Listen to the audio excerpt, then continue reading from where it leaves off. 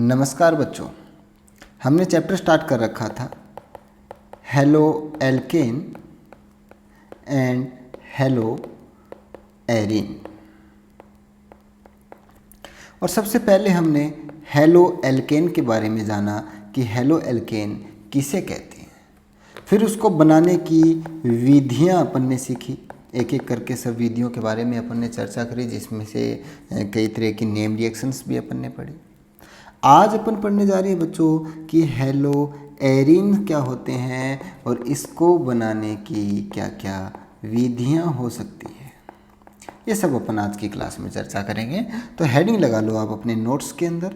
आपको पता है मैं नोट्स बनाता हुआ चल रहा हूँ साथ साथ में आपको, तो कंप्लीट नोट्स मैं आपको बनवा रहा हूँ। यहाँ पे जितने भी एनसीईआरटी के क्वेश्चन आंसर है वो सब मैं करवाऊँगा आपको। ये जो नोट्स बनवा रहा हूँ ये अगर आप नहीं बना पाते तो आप हमारे टेलीग्राम को ज्वाइन करके नीचे डिस्क्रिप्शन में इस वीडियो से संबंधित जो भी नोट्स है उसका कोड दिया गया है। उस कोड को आप टेलीग्राम पे जब सर्च करोगे तो आपको आज की क्लास के नोट्स भी मिल जाएंगे, है ना। और आप अगर आप 11th और 12th की मैथ को पढ़ना चाहते हैं तो आप इस चैनल में नीचे डिस्क्रिप्शन में उन सब चैप्टर्स की प्लेलिस्ट दी गई है, तो आप जो भी पढ़ना चाहें पढ़ सकते हैं। तो हेडिंग लगाओ बच्चों, क्या हेलो एरिन्स। क्या होती है हेलो एरिन्स? सबसे पहले इसी शब्द को पकड़ के चलते हैं। Hello arenes. हेलो एरिन जो शब्द है वो दो शब्दों से मिलकर बना है। कौन से? एक तो हेलो, दूसरा एरिन्स। हेलो शब्द से तात्पर्य है बच्चों क्या? हेलोजन, जो कि आप समझ चुके हो। और हेलोजन में अपन पढ़ते हैं क्या? फ्लोरीन, क्लोरीन, ब्रोमीन, आयोडीन, प्रोडिक्टोबिल का एक वर्ग है जिसमें ये कुछ एलिमेंट शामिल है। इनको हेलोजन कहते हैं, ठीक है। इनको हेलोजन क्यों कहते हैं? डिस्क्रिप्शन बॉक्स में चेक करिए, कैरियर लाइन ट्रीजर, और उसमें लिखा होगा हेलोजन्स को हेलोजन क्यों कहते हैं, तो वहाँ पे आप पता कर सकते हैं। लेकिन अभी के लिए चलते हैं हेलो एरिन्स दो शब्दों से मिलकर बना है, हेलो और एरिन्स। हेलो से मेरा तात्पर्य है हेलोजन से, और एरिन्स से तात्पर्य है बच्चों क्या? एरोमेटिक कंपाउंड से। एरोमेटिक कंपाउंड से, यानी यदि किसी एरोमेटिक कंपाउंड पर यदि किसी एरोमेटिक कंपाउंड पर हेलोजन अगर जुड़ा हुआ हो तो संयुक्त रूप से कंपाउंड को क्या बोलेंगे? Hello arenes. बोलो कि सर एरोमेटिक कंपाउंड कौन से होते हैं, किसे कहते हैं एरोमेटिक कंपाउंड? देखो अपन पढ़ते हैं 11th क्लास में हक्कल रूल।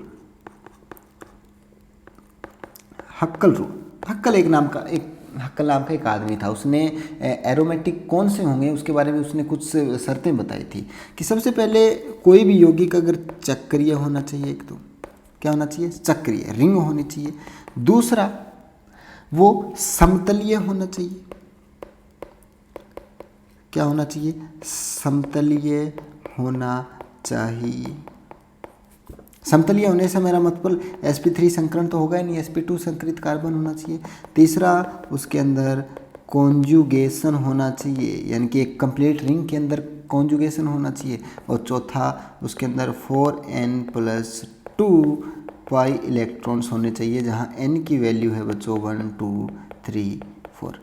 यानी कि मैं कह सकता हूँ जो ये चार लक्षण जिनके अंदर होंगे, जिनके अंदर क्या होंगे? ये चार लक्षण होंगे, वो सब क्या कहलाएंगे बच्चों? वो सब कहलाएंगे एरोमेटिक कंपाउंड्स। बात समझ में आई आपको? तो ये हो गया आपका अलग पोर्शन, इसको साइड में रख लेते हैं। तो बोले सर कुछ एग्जाम्पल्स दो हमें। ये बात तो ठीक है 11th क्लास की आपने हूबहू बता दी, आप हमें एग्जाम्पल दो। जैसे मैं एग्जाम्पल द्वारा आपको समझाता हूँ एरोमेटिक कंपाउंड्स किसे कहते हैं। जैसे बेंजीन हो गया, मोस्ट फेमस एग्जाम्पल। ये लो, बेंजीन में इस प्रकार आप बॉन्ड भी शो करते हो और बेंजीन को आप इस प्रकार से भी शो करते हो, बीच में गोला दर्शाकर। गोले का मतलब है कि जो ये डबल बॉन्ड है ना, ये जो डबल बॉन्ड है ये इस पूरी रिंग में घूमते रहते हैं। इस कारण अपन क्या बना देते हैं? इसके अंदर गोला बना देते हैं, है ना। यानी कि पूरी रिंग के अंदर डबल बॉन्ड घूमते हैं। अगर पूरी रिंग में डबल बॉन्ड घूम रही है तो इसी को ही कहते हैं क्या? कॉन्जुगेशन, मैंने कहा कंप्लीट रिंग में कॉन्जुगेशन होना चाहिए। और कार्बन, हर एक कार्बन जो है इसका बेंजीन का वो sp2 संकरित है, तो समतलीय भी हो गया, चक्रीय ये है ही। 4n+2 पाई इलेक्ट्रॉन होना चाहिए, देखो इसमें 3 पाई इलेक्ट्रॉन है, तो हो गया बिल्कुल, कोई दिक्कत वाली बात नहीं। चलो जी, इसके अलावा और एग्जाम्पल आप देख सकते हो, जैसे टालुइन हो गया, एरोमेटिक कंपाउंड में क्या हो गया, टालुइन हो गया, ये लो। और बताओ सर, एनिलीन ले लो भैया, ये लो एनिलीन, NH2 लगा दो यहाँ पे। ये सब क्या है बच्चों, ये सब हैं एरोमेटिक कंपाउंड्स। बात समझ में आती है, ये सब क्या है, एरोमेटिक कंपाउंड्स। और अगर इन एरोमेटिक कंपाउंड पर मैं हेलोजन्स को जोड़ दूं, जैसे ये लो, ये लो अपना एक, ये लो, ठीक है। अगर मैं बात करूं किसकी, बेंजीन की, ये लो मैं इसके ऊपर क्लोरीन जोड़ दिया, तो ये क्या बन गया, नीचे वाला क्या है, ये क्या है, एरोमेटिक कंपाउंड, और उस पर हेलोजन जुड़ गया, बन गया क्या, हेलो एरीन। ये देखो मैं जोड़ देता हूँ इस पर, ये अपना टालुइन ले लो और मैं यहाँ पे जोड़ दूँ क्लोरीन, तो टालुइन क्या हो गया, एक तरह का एरोमेटिक कंपाउंड, और उस पर अपने हेलोजन जोड़ दिया। ये लो एनिलीन, इस पर मैंने यहाँ जोड़ दिया मान लो ब्रोमीन, ठीक है। ये लो टालुइन, यहाँ पे जोड़ दिया मैंने क्लोरीन जोड़ दो, ब्रोमीन जोड़ दो, कुछ भी। यहाँ पे मैंने टालुइन के ऑर्थो पोजीशन पे जोड़ दिया, और यहाँ पे मैंने पैरा पोजीशन पे जोड़ दिया, कोई फ़र्क वाली बात नहीं। आपको इतना ध्यान में रखना है कि यदि कोई एरोमेटिक कंपाउंड पे हेलोजन जुड़ा हो तो उसे हेलो एरीन कहेंगे। बात समझ में आती है, कोई दिक्कत वाली बात नहीं है। तो आप समझ चुके हो कि हेलो एरीन्स किसे कहते हैं, है ना, ये समझ गए आप। अब पढ़ना चालू करते हैं, हेलो एरीन्स को बनाते कैसे हैं, है ना। तो हेडिंग लगाओ, हेलो एरीन्स के निर्माण की विधियाँ, हेलो एरीन्स के निर्माण की विधियाँ। सामान्यतः दो विधियाँ अपन पढ़ते हैं। सबसे पहली विधि हाइड्रोकार्बन से, सबसे पहली विधि क्या है, हाइड्रोकार्बन से। और दूसरी विधि क्या है बच्चों, दूसरी विधि है एनिलीन से। किससे, एनिलीन से। बड़ी आसान है, बिल्कुल ही आसान है। हाइड्रोकार्बन आपको पता ही है, ऐसे कंपाउंड जो केवल हाइड्रोजन और कार्बन से मिलकर बने वो हाइड्रोकार्बन कहलाते हैं। और इसमें हाइड्रोकार्बन से जो अपन बनाएंगे वो बनाएंगे अपन इलेक्ट्रॉन रागी प्रतिस्थापन द्वारा। किससे, इलेक्ट्रॉन रागी प्रतिस्थापन विधि द्वारा। किससे, इलेक्ट्रॉन रागी प्रतिस्थापन विधि द्वारा। और उसमें अपन यूज करेंगे क्या, अपन इसमें यूज करेंगे बेंजीन को, ठीक है। अपन इसमें यूज करेंगे किसको, टालुइन को, ठीक है। ये हो गई बेंजीन, ये हो गई अपनी टालुइन। बेंजीन से और टालुइन से अपन क्या करेंगे, इलेक्ट्रॉन रागी प्रतिस्थापन विधि द्वारा हेलो एरीन का निर्माण करेंगे। दूसरा है बच्चों, एनिलीन से भी अपन निर्माण कर सकते हैं। एनिलीन के अंदर अपन दो अभिक्रियाएं पढ़ेंगे, कौन सी, एक तो सेंडमायर अभिक्रिया। मैं आपको ओवरव्यू दे रहा हूँ कि आपको पता लगे कि अब थोड़ी देर तक अपने को क्या क्या पढ़ना है, इस क्लास में अपने को क्या क्या पढ़ेंगे। एक तो अपन पढ़ेंगे सेंडमायर अभिक्रिया। सेंडमायर अभिक्रिया क्या है, हेलो एरीन बनाने की विधि है, लेकिन नाम से इसे सेंडमायर कहते हैं। दूसरा अपन पढ़ेंगे बच्चों गाटरमान अभिक्रिया। गाटरमान अभिक्रिया।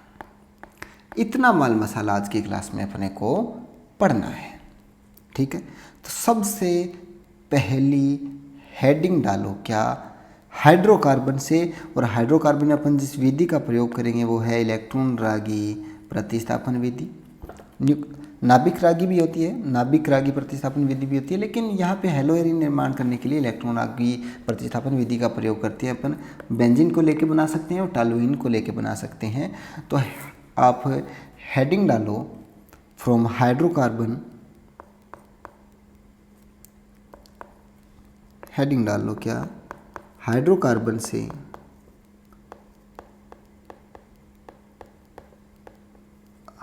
हाइड्रोकार्बन से, और ब्रैकेट में लिख लो आप क्या, बेंजीन द्वारा। तो होता क्या है बच्चों, अपने को लेनी पड़ेगी एक बेंजीन, अपने को हेलो एरीन बनाना है तो एरोमेटिक कंपाउंड लेना पड़ेगा। चलो एरोमेटिक कंपाउंड अपन ने ले लिया क्या, बेंजीन। अरे कार बनानी है तो टायर, स्टीयरिंग, लोहा, इंजन, ये सब चाहिएगा। तो हेली एरीन बनाने के लिए एरोमेटिक कंपाउंड तो चाहिएगा, अपन क्या ले लेते हैं, बेंजीन। ठीक है भैया, ले ली, ये क्या हो गई, बेंजीन। इसके ऊपर जोड़ना क्या है, हैलोजन जोड़ना है भैया। ये लो, इसके साथ अपन को या तो Cl2 ले लो आप, या Br2 ले लो, एक ही बात है, हैलोजन है दोनों ही। अब जुड़ेगा कैसे, कौन जोड़ेगा इनको, तो अपने को कुछ उत्प्रेरकों की सहायता लेनी पड़ेगी बच्चों, ऐसे नहीं जुड़ सकता ये। अपने को कुछ लुईस एसिड लेने पड़ेंगे उत्प्रेरक के रूप में। क्या लेने पड़ेंगे, लुईस अम्ल। किसके रूप में, उत्प्रेरक के रूप में। और उत्प्रेरक के बारे में आप जानते हो, ये अभिक्रियाओं के केवल दर को बढ़ाते हैं और अभिक्रिया के अंत में हूबहू ये हमें वापस प्राप्त हो जाते हैं, उन्हें उत्प्रेरक कहा जाता है। यानी कि इनमें अपने आप में कोई बदलाव नहीं होता, ये केवल काम करवाते हैं, इंटरमीडिएट्स है। एक प्रेमी जोड़े को आपस में मिलाने का जो कार्य करते हैं वो है उत्प्रेरक, है ना। लड़के के दोस्त, लड़की की दोस्त, ये दोनों दोस्त मिलकर लड़का लड़की को पास में लेके आते हैं, खुद का कोई रोल नहीं होता उनको, तो उन्हें कहते हैं उत्प्रेरक। समझ गए आप। जैसे मैं एग्जांपल देता हूँ लुईस एसिड का। लुईस एसिड के रूप में आप ले सकते हो किसको, किसको ले सकते हो बच्चों, अरे बताओ किसको ले सकते हो। लुईस एसिड के रूप में आप ले सकते हो, आपके एनसीईआरटी में दिया गया है FeCl3, या फिर आप ले सकते हो AlCl3, एल्यूमिनियम ट्राइक्लोराइड। आप सीधा Fe का भी प्रयोग कर सकते हो। खास बात बच्चों, अंधेरा होना चाहिए, इतनी चीज़ें यहाँ पे लिखी गई है, ठीक है। ये सब माल मसाला होना चाहिए। अपन ने क्या किया, एरोमेटिक कंपाउंड ले लिया, हेलोजेंस ले लिए, और ये परिस्थितियाँ चाहिए अपने को इतनी, ठीक है सर। सब कुछ है अपने पास, तो बन गया। ये लो, क्या बन जाएगा अपने पास, उत्पाद के रूप में हेलो एरिन का निर्माण। अगर आप क्लोरीन ले रहे हो तो यहाँ क्लोरीन जुड़ जाएगा, अगर ब्रोमीन ले रहे हो तो यहाँ पे ब्रोमीन जुड़ जाएगा, हेलो एरिन का निर्माण हो गया। कोई दिक्कत वाली बात नहीं। साथ ही साथ इसके साथ अगर HCl लिया है, अगर क्लोरीन लिया है तो HCl बन जाएगा, अगर ब्रोमीन लिया है तो HBr बन जाएगा। ये लो, अभिक्रिया संपन्न हुई जी, ठीक है। अब क्या है कि आप 11th क्लास में वैसे तो आप पढ़ चुके हो कि लुईस अम्ल, लुईस बेस किसे कहते हैं, लुईस क्षार किसे कहते हैं, लेकिन आपको थोड़ा सा ध्यान में नहीं है। तो लुईस अम्ल के बारे में मैं आपको बता दूं। आप पूछ रहे होंगे सर FeCl3 लुईस अम्ल कैसे हुआ, तो आप छोटा सा हेडिंग लगा लो, लुईस अम्ल। इसके बारे में आपको थोड़ा सा बता दूं, आपको ध्यान में रहेगा। क्या लुईस अम्ल क्या किसे कहते हैं, कोई भी परमाणु, आयन या फिर कोई अणु जिसके पास इनकम्प्लीट ऑक्टेट हो, अष्टक उसका अपूर्ण हो, तो वो लुईस अम्ल की भांति व्यवहार करेगा, यानी कि हमेशा इलेक्ट्रॉन लेने की सोचेगा, क्योंकि उसका ऑक्टेट क्या है बच्चों, इनकम्प्लीट है। तो यहाँ पे थोड़ी सी बात आप लिख लो, क्या कि कोई परमाणु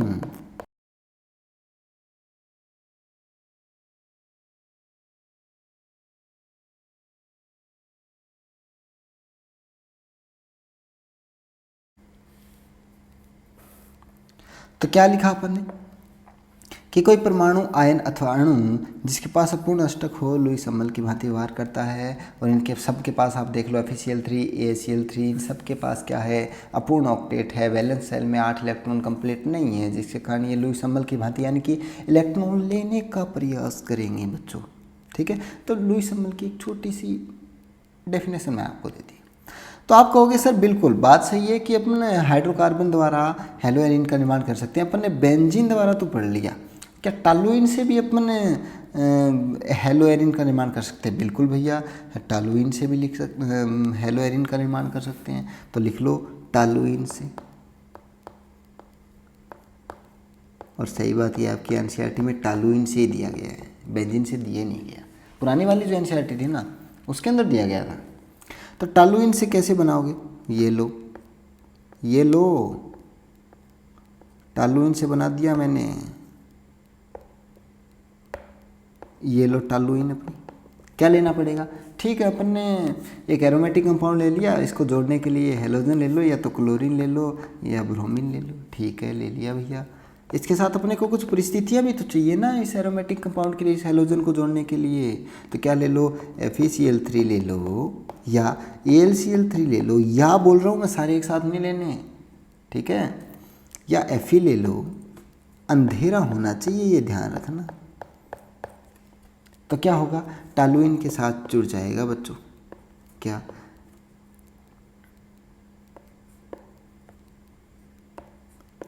टॉलुइन के साथ ये लो, ये था अपना टॉलुइन, ये था अपना टॉलुइन। तो हो सकता है टॉलुइन के यहाँ पर पैरा पोजीशन पे, आपको पता है कि कोई भी कंपाउंड, ये मान लो कोई कंपाउंड है या टॉलुइन ही ले लेते हैं, तो इसकी ये पोजीशन ऑर्थो है, ये मेटा है, ये पैरा पोजीशन है। इस साइड में अगर देखें, ये ऑर्थो, ये मेटा, ये पैरा, ठीक है। तो बिल्कुल पास वाली क्या है? ऑर्थो, उसके बाद वाली मेटा, उससे आगे पैरा। ओम प्रकाश, थोड़ा सा ध्यान में रखना है ना। तो हो सकता है इस टॉलुइन के पैरा पोजीशन पे अगर क्लोरीन लिया तो क्लोरीन जुड़ जाए, और ब्रोमीन लिया तो ब्रोमीन जुड़ जाए। हो सकता है ऑर्थो कंडीशन पे, ठीक। मेटा कंडीशन पे नहीं जुड़ता, कुछ एक निर्भर करता है कि कहाँ जुड़ेगा, ऑर्थो पैरा पे या मेटा पे। ऑर्थो पैरा निर्देशी अलग होते हैं और मेटा निर्देशी अलग होते हैं, ठीक है। तो जो CH3 है ये ऑर्थो और पैरा निर्देशी होता है, तो या तो ऑर्थो पे जुड़ेगा या पैरा पे। अपन मान के चलते हैं मिक्सचर बनेगा, आधे कंपाउंड ऑर्थो पे आधे पैरा पे। लेकिन फिर भी अगर देखें तो पैरा वाला हमेशा मुख्य उत्पाद बनता है, जिसका कारण है कि स्टेरिक हिंड्रेंस, त्रिविम बाधा नहीं लगती ना। यहाँ क्लोरीन दूर है मेथिल समूह से, इस कारण इन दोनों के बीच में क्या नहीं लगती? त्रिविम बाधा नहीं लगती। इन दोनों के बीच में त्रिविम बाधा नहीं लगती। यहाँ पे दोनों क्या हैं? पास पास है, जिसके कारण इनके बीच में त्रिविम बाधा लगेगी, है ना। तो दो उत्पाद बनेंगे, कौन से? ऑर्थो और पैरा। इनका नाम आप लिख सकते हो। अगर ऑर्थो वाले का लिखो तो क्या लिखोगे? 1-chloro-2 मेथिल बेंजीन, इसका लिख लो 1-chloro-2 मेथिल बेंजीन, लिख सकते हो। ठीक इसी प्रकार इसका भी लिख सकते हो, कोई दिक्कत वाली बात नहीं। तो ये मुख्य उत्पाद बनेंगे। कोई दिक्कत वाली बात है क्या? बताओ बच्चों। नहीं है, आसानी से कर सकते हो। क्रियाविधि बताऊँ आपको? बिल्कुल, क्रियाविधि भी आपको बताऊंगा मैं, लेकिन उससे पहले आप लिख लो। क्या लिखोगे?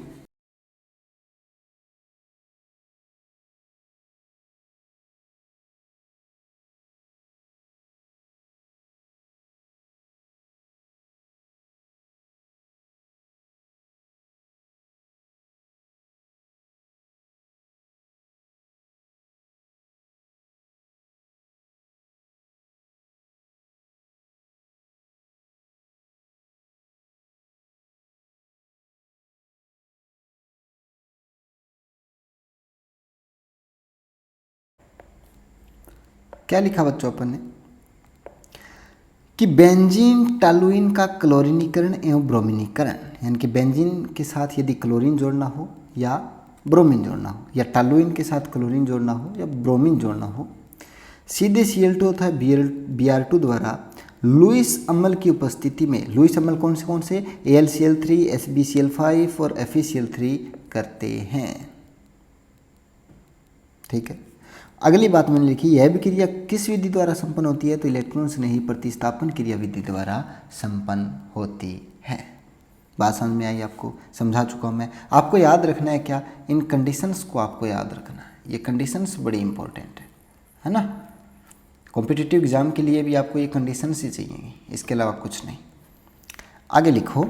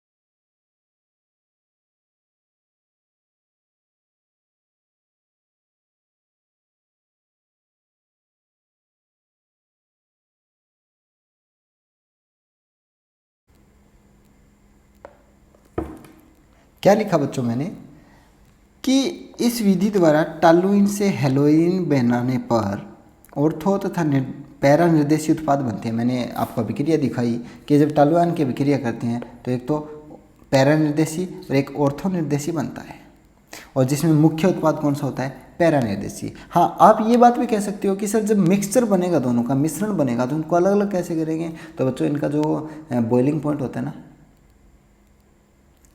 इनका बॉइलिंग पॉइंट और मेल्टिंग पॉइंट अलग अलग होती है, डिफरेंस होता है दोनों के बीच में काफ़ी। इस कारण उनको आसानी से अलग कर सकते हैं। तो लिख लो आप ये बात, यही बात जो मैंने आपको बता दी, यही बातें लिखवा रहा हूँ आपको नोट्स बनाने के लिए। चाहो तो आप नोट्स बना सकते हो, अन्यथा आप डायरेक्ट आगे स्किप करके देख लो। जिनमें पैरा उत्पाद मुख्य उत्पाद होता है, मालूम है अपने को किसके कारण, त्रिविम बाधा कम होने के कारण। आगे लिखो, ऑर्थो तथा पैरा उत्पादों में गलनांकों में अत्यधिक अंतर होने के कारण इन्हें आसानी से पृथक भी किया जा सकता है। बड़ी आसान सी बात है, हमें मालूम है सर, बताने की आवश्यकता ही नहीं है। तो हमने हेलो एरिन में एरिन के साथ ब्रोमीन को भी जोड़ के देख लिया और क्लोरीन को, आयोडीन को नहीं जोड़ा। क्यों? मैंने कहा कि यहाँ पे देखो साथ में उत्पाद क्या बनेगा, यहाँ पे मैंने HCl HBr बनवाया है ना। ठीक इसी प्रकार यहाँ भी कौन सा उत्पाद बनेगा बच्चों, यहाँ भी इसके साथ HCl या HBr बनेगा। ठीक है, ठीक इसी प्रकार यदि अपन आयोडीन को जोड़ना चाहें तो उसके साथ भी क्या बनेगा, उसके साथ भी क्या बनेगा, HI बनेगा। क्लोरीन यूज करें तो HCl, ब्रोमीन यूज करें तो HBr, आयोडीन यूज करेंगे तो HI। तो क्या HI के प्रबल अपचायक होने के कारण, HI बच्चों बड़ा प्रबल अपचायक होता है। एरिन की आयोडीन के साथ अभिक्रिया उत्क्रमणीय होती है, दोनों तरफ होती है। दोनों तरफ मतलब उत्पाद भी बनेगा और उत्पाद से वापस अभिकारक बनने लग जाते हैं। अतः केवल अगर दिशा में अभिक्रिया करवाने हेतु HI को आकर्षित करने के लिए HNO3 व HiO3 का प्रयोग करते हैं। HI बहुत ही क्या होता है, अपचायक प्रकृति का होता है। जैसे मैं आपको बता देता हूँ, जैसे मैं टॉलुइन का ही एग्जांपल ले लूँ, ये टॉलुइन ले लिया मैंने, ठीक है, और इसके साथ HI की अभिक्रिया करवाता हूँ। HI की क्या, आयोडीन की, सॉरी गलत लिख दिया, ये लो I2 ले लो, और सेम वही सारा होगा। क्या कि एक तो इसमें अपने को ये बन जाएगी, अपना टॉलुइन के साथ जुड़ गया, मान लो पैरा आयोडोटॉलुइन बन गया। ठीक है, साथ ही साथ HI भी तो बनेगा ना। लेकिन जो HI होता है ना, ये बहुत ही तगड़ा वाला अपचायक होता है। ये रिएक्शन को वापस इस साइड में फॉरवर्ड कर देगा, बैकवर्ड डायरेक्शन में, है ना, पीछे की ओर चला देगा। यानी कि इसको वापस तोड़ के किस में परिवर्तित कर देगा, इनमें। तो अभिक्रिया में अपने को ये उत्पाद चाहिए, लेकिन उत्पाद तो मिल ही नहीं रहा, क्योंकि HI जो ही बन रहा है इसको वापस टॉलुइन में परिवर्तित कर रहा है। इसलिए HI को ख़त्म करना पड़ेगा। HI को ख़त्म करने के लिए अपन क्या करते हैं, इसके अंदर HNO3 या HiO3 जैसे ऑक्सीकारक को ऐड कर देते हैं, है ना। तो ये छोटी सी बात है, आप थोड़ा सा ध्यान में रखना। मिटा देता हूँ इसको, चलिए जी, ये ना मिटाऊँ, लिख लिया होगा आपने। चलो जी, क्लोरीन को जोड़ दिया, ब्रोमीन को और आयोडीन को भी। लास्ट एक लिखना है आपको, फ्लोरीन के बारे में लिखो बच्चों। फ्लोरीन को है ना अपन एरिन्स के साथ नहीं जोड़ते हैं, क्योंकि जब फ्लोरीन एरोमेटिक कंपाउंड्स के साथ जुड़ता है तो उष्मोत्क्षेपीय अभिक्रिया होती है, बहुत भयंकर वाली, है ना। इसका विवेचन अपन नहीं करते। तो इसमें लिखो आप,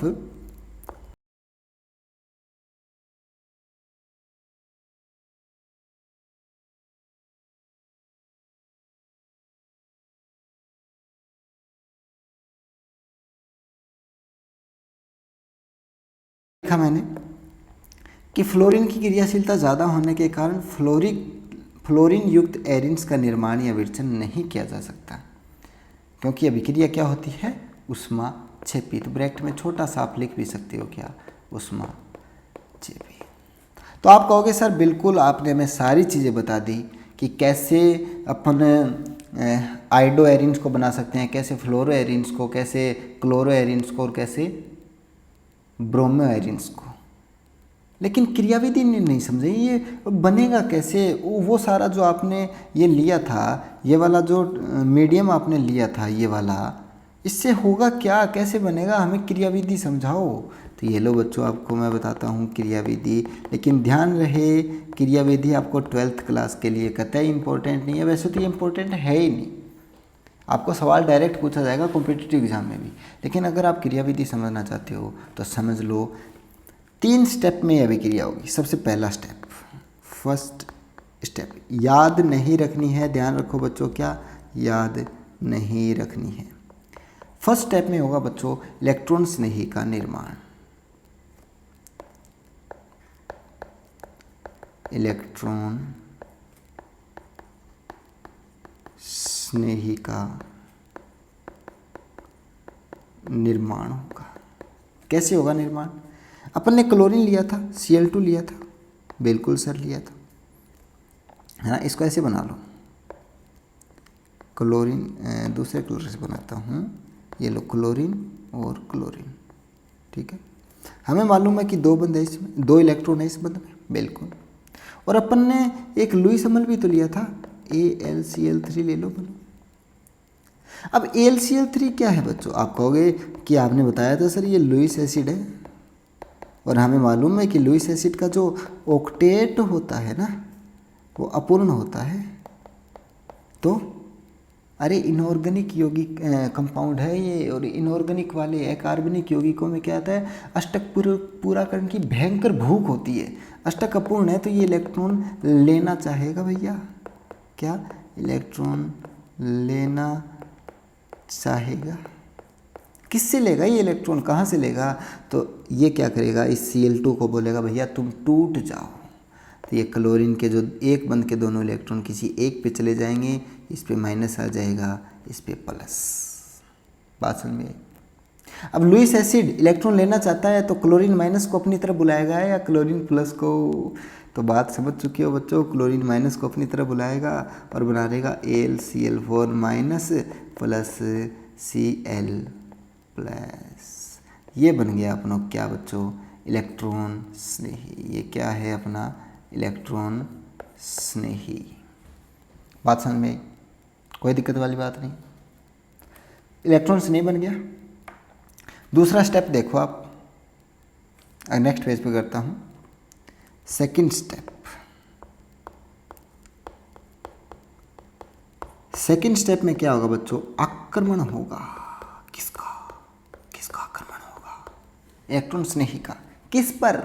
अपनी एरोमेटिक कंपाउंड पे। मान लो अपन ने वो बेंजीन लिए, एक तो ये अपना जो बन गया था वो क्या, क्लोरीन प्लस, यानी कि इलेक्ट्रॉन स्नेही। किस पर आक्रमण करेगा? बेंजीन पर। बेंजीन होती है अपनी डबल बॉन्ड वाली, बहुत सारे इलेक्ट्रॉन पड़े हैं इसके पास, बहुत सारी संयोजकता पड़ी है। तो इलेक्ट्रॉन स्नेही को देखकर बेंजीन के जो बंध है वो यहाँ पर शिफ्ट हो जाएगा बच्चों। तो सर ये कंडीशन बन जाएगी, इसमें बॉन्ड शिफ्ट हो गया, यहाँ नेगेटिव आ जाएगा, यहाँ पॉजिटिव आ जाएगा, और बाकी as it is double bond पड़े रहेंगे सर। क्लोरीन प्लस है, पॉजिटिव चार्ज है, हाईली अनस्टेबल होता है पॉजिटिव चार्ज। किसकी तरफ भागेगा? नेगेटिव चार्ज की तरफ भागेगा। तो ये भागेगा इसकी तरफ, और फिर क्या हो जाएगा, ये यहाँ पर जुड़े जाएगा। यहाँ पर क्या जुड़ गया अपना, क्लोरीन। यहाँ पे पॉजिटिव चार्ज है, ये लो डबल बॉन्ड। ध्यान रहे बच्चों, यहाँ पे एक हाइड्रोजन भी है ना, उसको मैं बना नहीं रहा, हाइड्रोजन है एक एक। बेंजीन की हर जगह पे क्या है, एक एक हाइड्रोजन है बच्चों, ये ध्यान रखना मेरी बात, ठीक है। चलो जी, हाँ बन गया। अब ये पॉजिटिव चार्ज है ना पूरी रिंग में घूमेगा। इसमें आपने कॉन्जुगेशन पढ़ रखा होगा, संयुग्मन, है ना। तो यहाँ पे क्या हो जाएगा, कॉन्जुगेशन, यानी कि ये डबल बॉन्ड पूरी रिंग में घूम रहा है। इतनी सी बात है यार, वैसे इंपॉर्टेंट है भी नहीं, कोई फर्क नहीं पड़ता, ठीक है। थर्ड स्टेप, तीसरा चरण आएगा, क्या, पुराना जो इलेक्ट्रॉन्स नहीं है ना वो हटेगा। थर्ड स्टेप में क्या होगा, ओल्ड इलेक्ट्रॉन्स ने ही इलेक्ट्रोफाइल, पुराना जो इलेक्ट्रॉन्स नहीं है वो हटेगा, या ओल्ड इलेक्ट्रॉन्स नहीं का हटना। इसमें क्या होगा कि देखो ये यहाँ पे अपना क्लोरीन जुड़ गया था, यहाँ पे एक हाइड्रोजन भी है, ये अपना यहाँ पे डबल बॉन्ड ले लो अपा, ये लो, ठीक है। अब क्या होगा, यहाँ पे है अपना पॉजिटिव चार्ज, कोई दिक्कत वाली बात नहीं, पता है सर अपने को, लेकिन अपना FeCl4 माइनस भी तो बना था, वो अभी तक पड़ा है अपने पास। तो वो क्या करेगा, इस हाइड्रोजन को हटा लेगा और अपनी तरफ बुलाएगा। किस रूप में? ये बुलाएगा H+ के रूप में। तो बनेगा क्या बच्चों, ये लो जी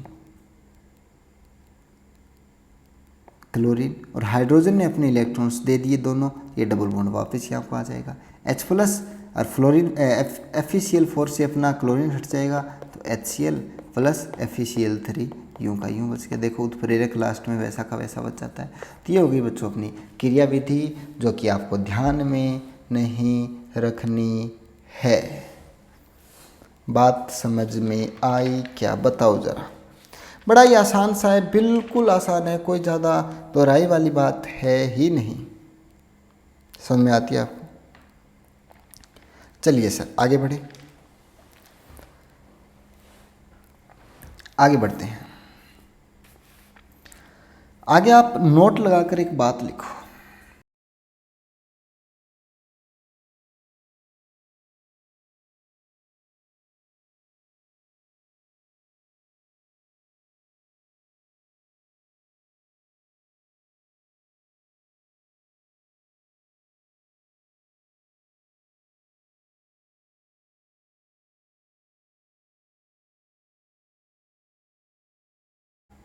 एक बहुत ही महत्वपूर्ण पॉइंट क्या था? तो आप कह सकते हो कि सर आपने हमें सारी चीज़ें बता दी। कौन सी?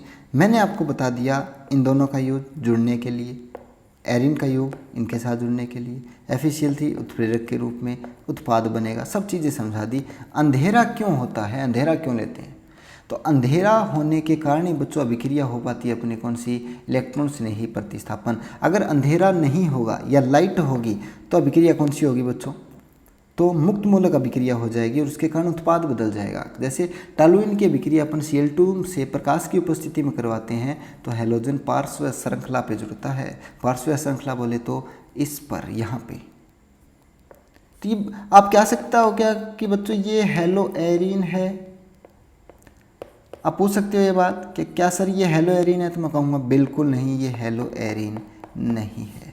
हेलो एरीन कहते किसे है? ये लो अभी मैं फटाफट आपको बता देता हूँ कि हेलो एरीन्स किसे कहते हैं। ये लो आपके सामने कुछ डायग्राम्स मैंने आपको बनाए, ये लो।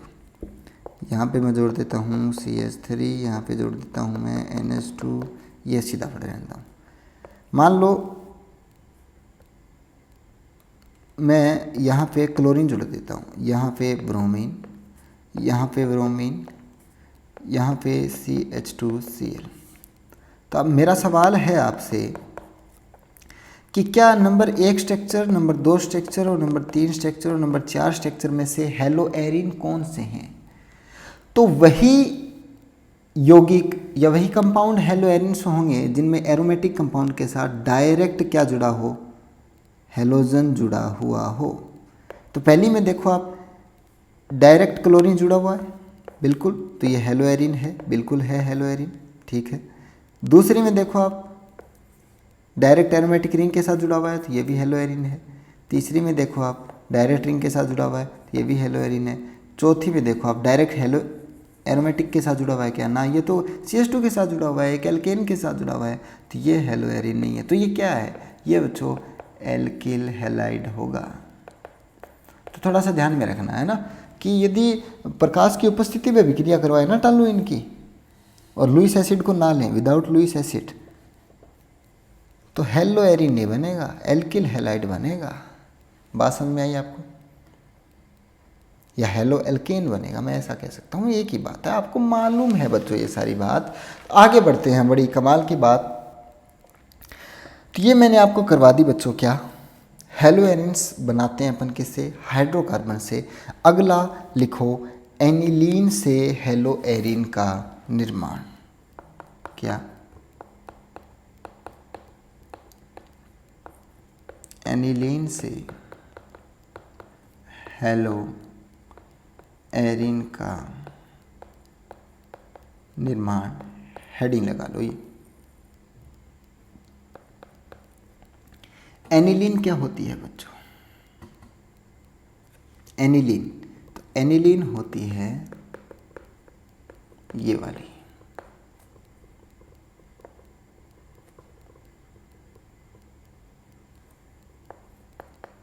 ये लो।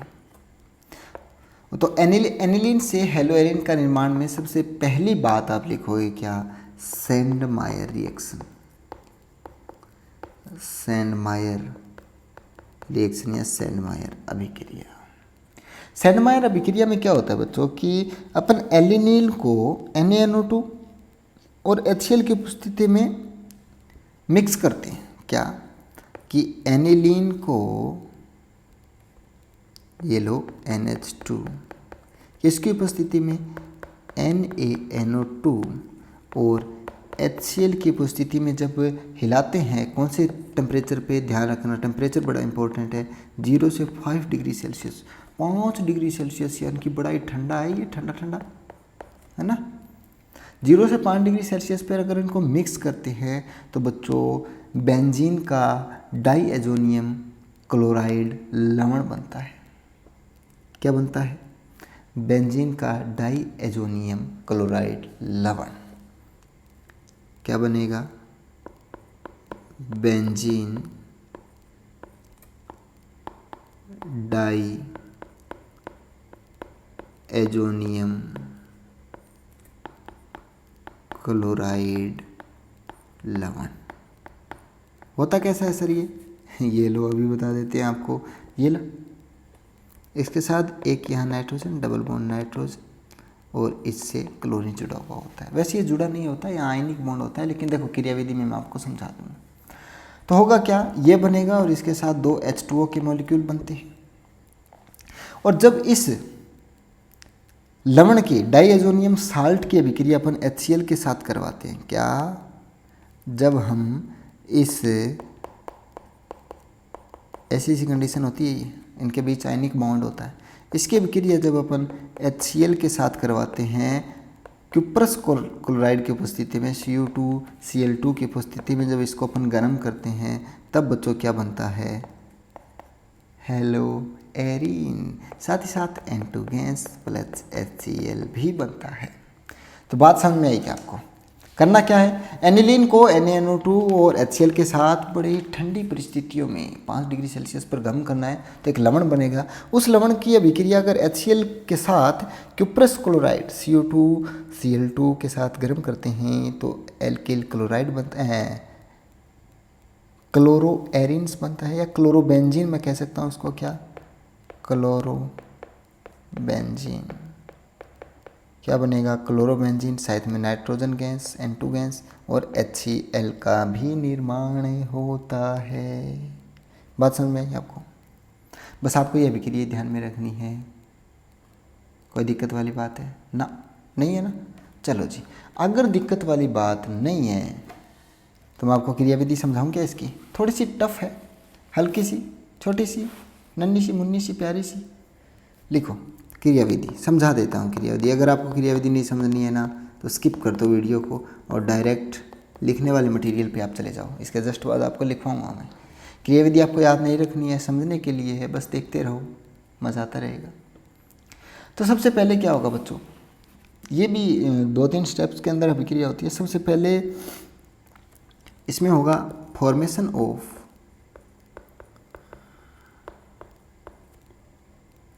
Nitrous acid. कैसे होगा इसका निर्माण? तो अपन ने जो NaNO2 लिया है ना, ये HCl के साथ मिलकर क्या बनाएगा? नाइट्रस एसिड बनाएगा बच्चों। साथ ही साथ NaCl लवण। क्या बना दिया ये? Nitrous acid. बोला सर कोई दिक्कत नहीं है।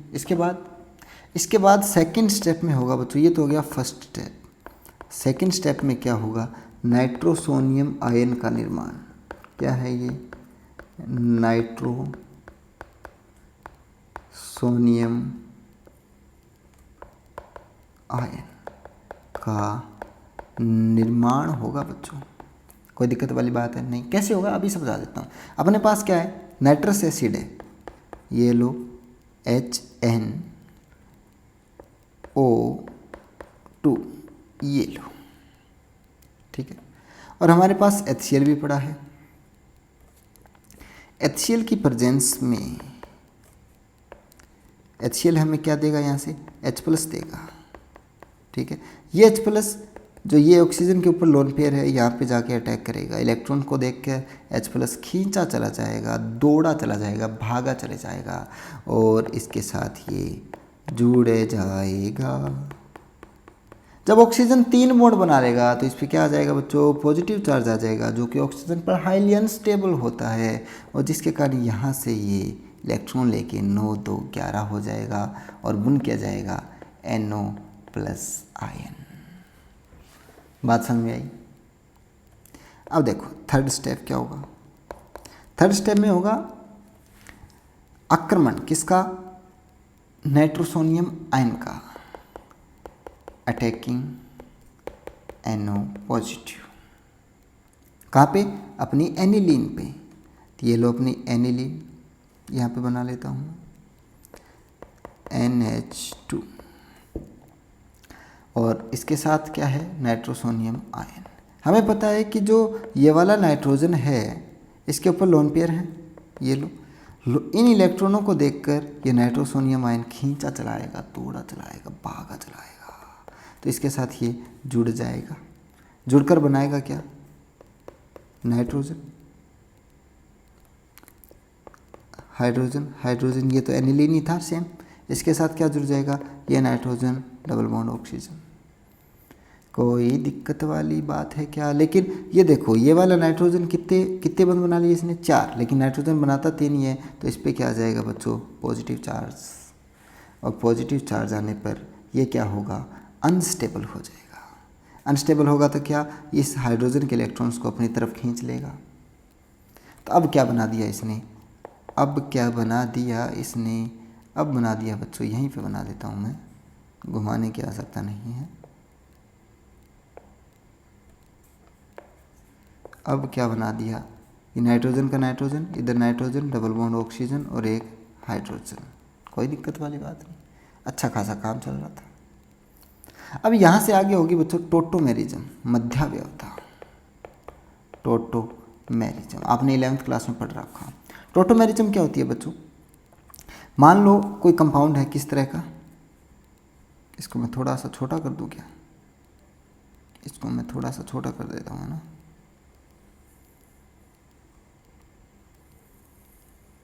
ये लो जी, इसको छोटा कर देता हूँ मैं हल्का सा, ये लो जी, ठीक है।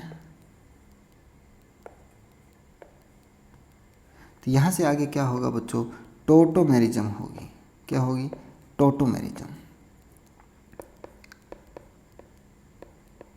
टोटोमेरिज्म क्या होती है, टोटोमेरिज्म होती है बच्चों, मान लो कोई कंपाउंड है इस तरह का X Y और इसके आगे डबल बॉन्ड से जुड़ा हुआ है Z, तो टोटोमेरिज्म में होगा क्या।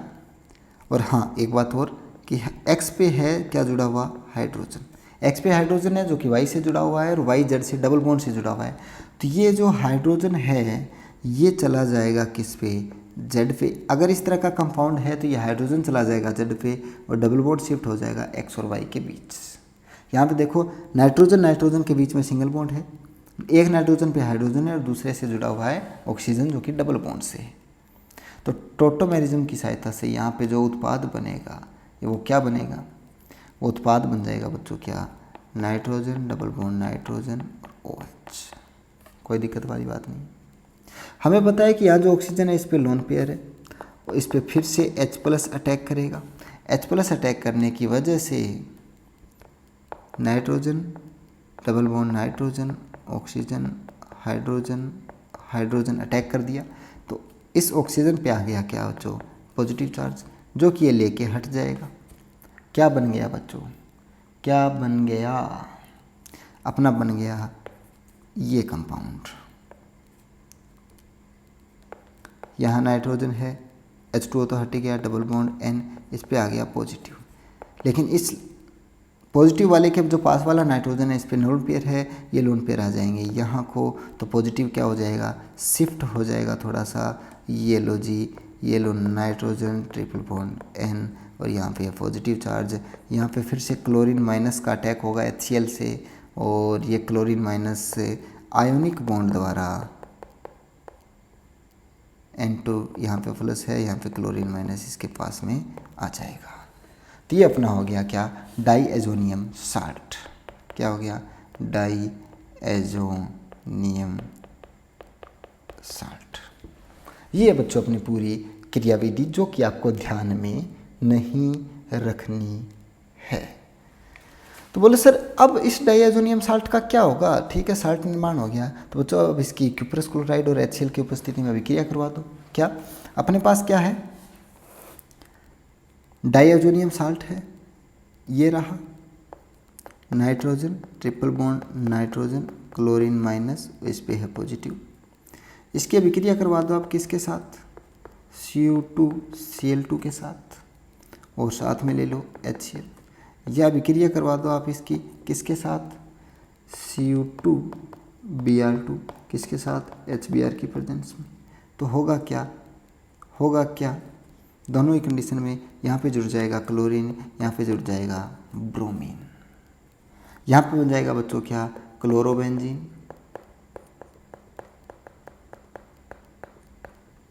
और यहाँ पे क्या बन जाएगा, ब्रोमोबेंजीन। बात समझ में आती है, आसान है बच्चों, है ना। एनिलीन से अपन आइडोबेंजीन बना सकते हैं क्या, बिल्कुल बना सकते हैं। ये लो Ki की प्रेजेंस में अगर इसको हीट करते हैं ना तो क्या बन जाएगा, आइडोबेंजीन बन जाएगी।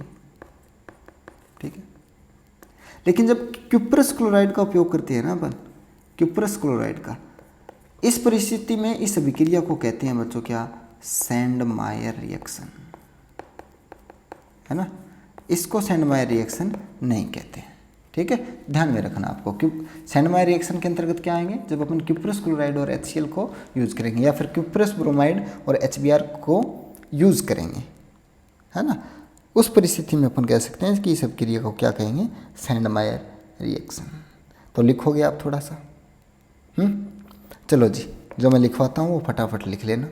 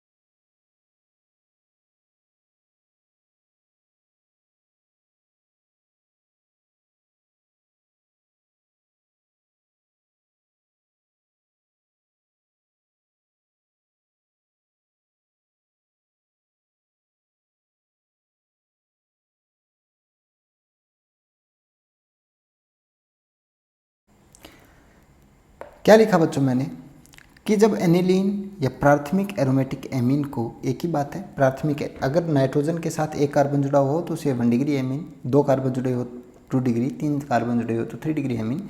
जब एनिलीन या प्राथमिक एरोमेटिक एमीन को 0 से 5 डिग्री सेल्सियस पर NaNO2 तथा HCl के साथ डाला जाता है तो डाईएजोनियम लवण बनता है, जो कि आप सीख चुके हो कैसे बनता है।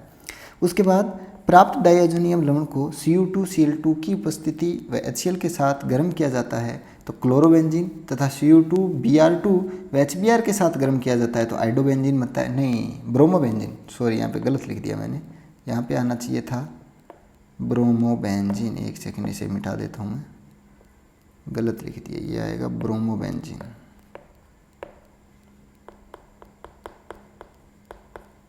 ब्रोमोबेंजीन, ठीक है, ब्रोमोबेंजीन बनता है, मालूम है हमें। Ki के साथ अभिक्रिया से आइडोबेंजीन बनता है, ये भी पता है हमें, लेकिन इसे सैंडमायर अभिक्रिया नहीं कहते। सैंडमायर अभिक्रिया किसे कहते हैं, जब क्यूप्रस ब्रोमाइड या क्यूप्रस क्लोराइड का उपयोग करें। नोट में एक बात इंपॉर्टेंट है, ये वाली लिखो क्या, कि Cu2Cl2 व HCl की जगह यदि कॉपर चूर्ण का प्रयोग कर लें, किसका प्रयोग कर लें, यदि कॉपर चूर्ण का प्रयोग कर लें, किसके साथ, HCl के साथ, गर्म करने पर क्लोरोबेंजीन प्राप्त होता है, पर इसे गाट्रमान अभिक्रिया कहते हैं। इसे क्या कहते हैं बच्चों, गाटरमान अभिक्रिया। बात समझ में आई। अगर CO2 Cl2 की जगह अपन ने क्या यूज कर लिया, कॉपर क्लोराइड की जगह क्या यूज कर लिया, क्यूप्रस क्लोराइड की जगह अपन ने अगर कॉपर चूर्ण यूज कर लिया ना, तो इसे गाटरमान अभिक्रिया कहेंगे। ठीक है। और क्यूप्रस क्लोराइड की उपस्थिति में कौन सी, सैंडमायर अभिक्रिया। कोई दिक्कत वाली बात है क्या, नहीं है। चलें आगे। चलो नेट में ओवरऑल आप एक चार्ट बना लो। अपन ने क्या निर्माण कर लिया, benzene diazonium salt, diazonium salt का निर्माण कर लिया, लवण का निर्माण, है ना। इसकी अभिक्रियाएं देख लो आप अलग अलग। अगर इसकी अभिक्रिया मैं करता हूँ कि इसकी उपस्थिति में CO2 Cl2 प्लस HCl की प्रेजेंस में, ठीक है, या फिर मैं इसकी अभिक्रिया करता हूँ CO2 Br2 प्लस HCl की उपस्थिति में, या मैं इसकी अभिक्रिया करता हूँ किसकी उपस्थिति में, कॉपर चूर्ण प्लस HCl की उपस्थिति में, तो अलग अलग उत्पाद बनेंगे बच्चों। अगर मैं यहाँ पे बनाता हूँ, यहाँ पे बनाता हूँ और यहाँ पे बनाता हूँ, तो यहाँ पे जो उत्पाद बनेगा बच्चों निश्चित रूप से क्लोरोबेंजीन बनेगा। साथ में क्या बनेगा, इसके साथ N2 गैस बनेगी। अगर यहाँ पर देखें क्यूप्रस ब्रोमाइड के साथ अभिक्रिया देखें तो यहाँ पे ब्रोमीन ऐड हो जाएगा, साथ में N2 गैस। यहाँ पे देखें तो क्लोरीन ऐड हो जाएगा, कोई दिक्कत वाली बात है, साथ में N2 गैस। ध्यान रखने वाली बात है, ये दोनों अभिक्रियाएं कहलाती है क्या, सैंडमायर रिएक्शन, और ये अभिक्रिया कहलाती है क्या, गाटरमान रिएक्शन। तो यहाँ पे आपको बच्चों हेलो एरिन्स बनाने की विधियाँ कंप्लीट हो जाती है। अपन ने पढ़ा एनिलीन से और इलेक्ट्रॉन स्नेही प्रतिस्थापन से। नेक्स्ट क्लास में अपन पढ़ेंगे इन सब के भौतिक गुण, जो कि बहुत इंपॉर्टेंट है, वहाँ से काफ़ी बार सवाल पूछे जाते हैं बोर्ड में। तो आज के लिए बस इतना ही, मिलते हैं नेक्स्ट क्लास में। अगर कोई भी बात समझ में ना आए तो आप कमेंट कर देना, मैं आपको सेपरेट आपके लिए वीडियो बना के दे दूँगा या आपको समझा दूँगा, ठीक है।